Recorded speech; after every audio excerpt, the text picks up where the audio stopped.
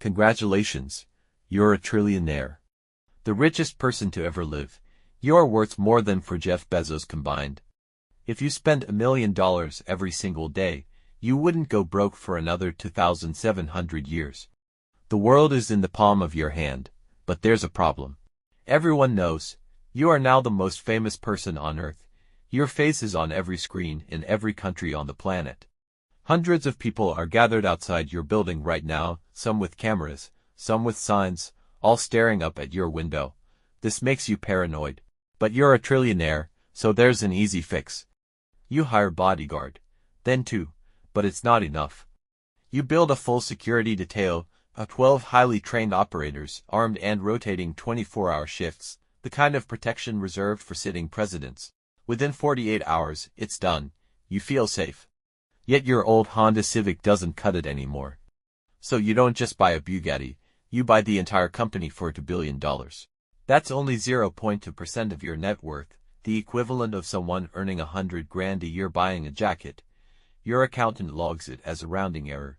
Your apartment is swarming with paparazzi, so you buy a 14-acre private compound behind massive walls and iron gates with a guardhouse manned around the clock. You can't even see the main house from the entrance. $200 million, easy. But a place that size doesn't run itself.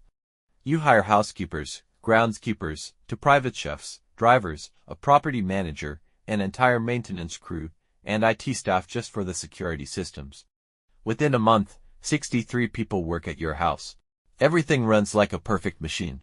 Bored with it all, you buy a Boeing 747 and convert it into your private flying residence. You buy a private island in the South Pacific and commission the largest yacht ever built, complete with helicopter pad, submarine bay, movie theater, and full medical facility. And nobody warns you about this part. $1 trillion makes money faster than you can spend it. Even in the most boring investments, your net worth grows by tens of millions every single day. You wake up richer than when you fell asleep. Money is handled, security is handled, properties and staff are handled. But one day you just want a normal coffee from your favorite old spot. Your security team needs 45 minutes of advance notice. When you finally walk in, the entire shop falls silent. The barista's hands are shaking. Someone in the corner films you from behind a laptop. The coffee tastes exactly the same, but everything around you feels different. So you stop going. You don't want to be a nuisance. You try to do real good. You write a $500 million check for disaster relief. But the media barely covers it for half a news cycle. People are grateful for a day, then they want more. But it's not the strangers that hurt you, it's the people you already know. Your phone only rings with lawyers, wealth managers, and charity directors. Old friends start disappearing. The ones who remain sound careful and measured, weighing every word. You invite your college roommate to the compound. He agrees with everything you say, laughs at jokes that aren't funny, and never pushes back. The friendship you once had is gone, then the lawsuits begin. 17 in the first 6 months, frivolous cases from people claiming you owe them money. Your legal team fights them, but each one costs 6 figures and makes headlines. You settle some just to make them go away, and in the middle of it all, you meet her. She's sharp, funny, and never mentions the money. For a few weeks it feels real. But then you notice she already knows details about your island, your pilot, and your cars. The doubt creeps in and ruins everything. You stop calling.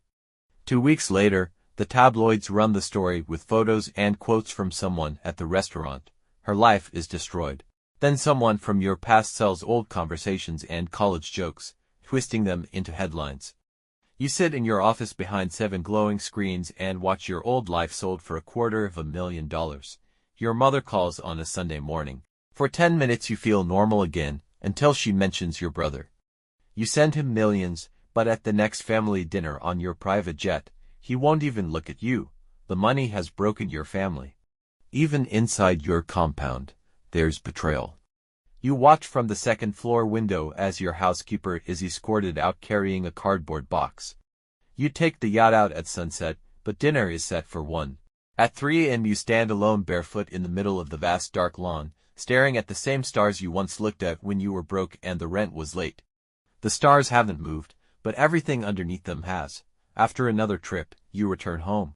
You walk past the pool you've used 3 times, the tennis court you've never touched, and the wine cellar full of bottles most people could never afford. You sit down in your massive office with 7 glowing screens while outside security changes shifts and the groundskeeper mows the lawn.